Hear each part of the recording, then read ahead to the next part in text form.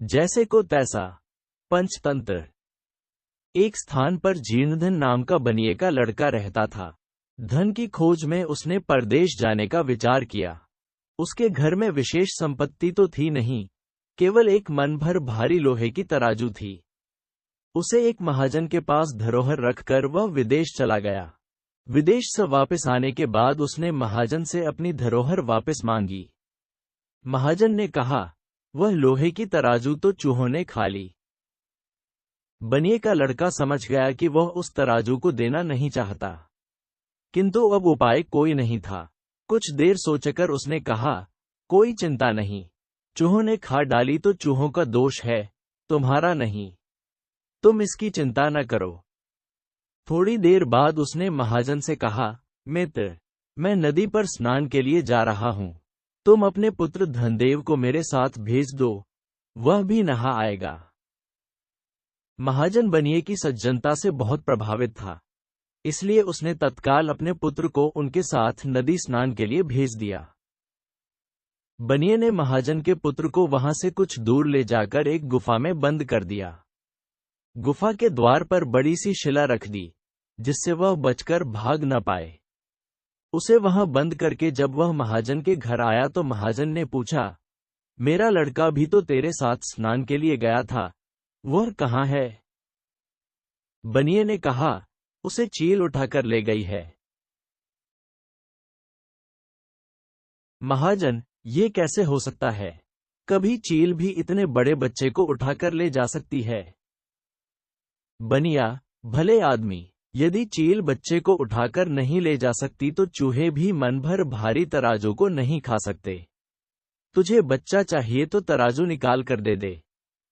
इसी तरह विवाद करते हुए दोनों राजमहल में पहुंचे। वहां न्यायाधिकारी के सामने महाजन ने अपनी दुख कथा सुनाते हुए कहा कि इस बनिए ने मेरा लड़का चुरा लिया है। धर्माधिकारी ने बनिए से कहा, इसका लड़का इसे दे दो।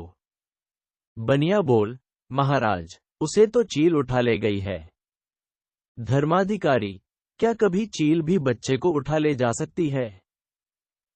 बनिया, प्रभु, यदि मन भर भारी तराजू को चूहे खा सकते हैं तो चील भी बच्चे को उठाकर ले जा सकती है। धर्माधिकारी के प्रश्न पर बनिए ने अपनी तराजू का सब वृतांत कह सुनाया।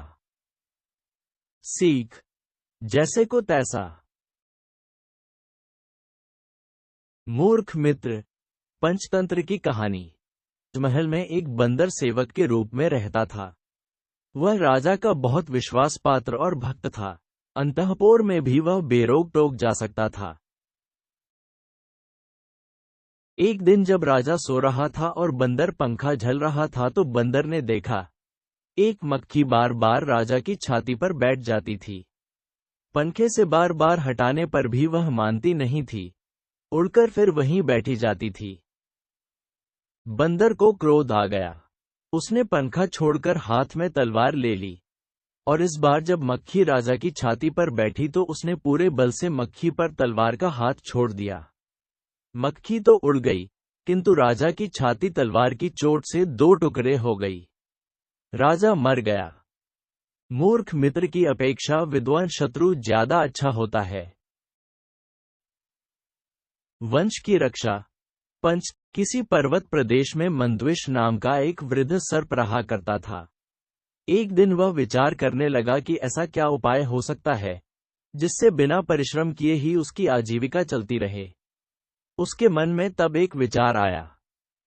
वह समीप के मेंढकों से भरे तालाब के पास चला गया। वहां पहुंचकर वह बड़ी बेचैनी से इधर उधर घूमने लगा। उसे इस प्रकार घूमते देखकर तालाब के किनारे एक पत्थर पर बैठे मेंढक को आश्चर्य हुआ तो उसने पूछा, मामा, आज क्या बात है? शाम हो गई है, किंतु तुम भोजन पानी की व्यवस्था नहीं कर रहे हो। सर्प बड़े दुखी मन से कहने लगा, बेटे, क्या करूं, मुझे तो अब भोजन की अभिलाषा ही नहीं रह गई है। आज बड़े सवेरे ही मैं भोजन की खोज में निकल पड़ा था। एक सरोवर के तट पर मैंने एक मेंढक को देखा। मैं उसको पकड़ने की सोच ही रहा था कि उसने मुझे देख लिया। समीप ही कुछ ब्राह्मण स्वाध्याय में लीन थे। वह उनके मध्य जाकर कहीं छिप गया। उसको तो मैंने फिर देखा नहीं, किंतु उसके भ्रम में मैंने एक ब्राह्मण के पुत्र के अंगूठे को काट लिया। उससे उसकी तत्काल मृत्यु हो गई। उसके पिता को इसका बड़ा दुख हुआ और उस शोकाकुल पिता ने मुझे शाप देते हुए कहा, दुष्ट, तुमने मेरे पुत्र को बिना किसी अपराध के काटा है। अपने इस अपराध के कारण तुमको मेंढकों का वाहन बनना पड़ेगा। बस तुम लोगों के वाहन बनने के उद्देश्य से ही मैं यहाँ तुम लोगों के पास आया हूँ। मेंढक सर्प से यह बात सुनकर अपने परिजनों के पास गया और उनको भी उसने सर्प की वह बात सुना दी। इस प्रकार एक से दूसरे और दूसरे से तीसरे कानों में जाती हुई यह बात सब मेंढकों तक पहुंच गई। उनके राजा जलपाद को भी इसका समाचार मिला। उसको ये सुनकर बड़ा आश्चर्य हुआ। सबसे पहले वही सर्प के पास जाकर उसके फन पर चढ़ गया। उसे चढ़ा हुआ देखकर अन्य सभी मेंढक उसकी पीठ पर चढ़ गए। सर्प ने किसी को कुछ नहीं कहा। मंद्विष ने उन्हें भांति भांति के करतब दिखाए। सर्प की कोमल त्वचा के स्पर्श को पाकर जलपाद तो बहुत ही प्रसन्न हुआ। इस प्रकार एक दिन निकल गया। दूसरे दिन जब वह उनको बैठाकर चला तो उससे चला नहीं गया। उसको देखकर जलपाद ने पूछा, क्या बात है, आज आप चल नहीं पा रहे हैं? हाँ, मैं आज भूखा हूं इसलिए चलने में कठिनाई हो रही है, जलपाद बोला। ऐसी क्या बात है, आप साधारण कोटि के छोटे मोटे मेंढकों को खा लिया कीजिए। इस प्रकार वह सर्प नित्य प्रति बिना किसी परिश्रम के अपना भोजन पा गया। किंतु वह जलपाद ये भी नहीं समझ पाया कि अपने क्षणिक सुख के लिए वह अपने वंश का नाश करने का भागी बन रहा है। सभी मेंढकों को खाने के बाद सर्प ने एक दिन जलपाद को भी खा लिया। इस तरह मेंढकों का समूचा वंश ही नष्ट हो गया। सीख, अपने हितैषियों की रक्षा करने से हमारी भी रक्षा होती है।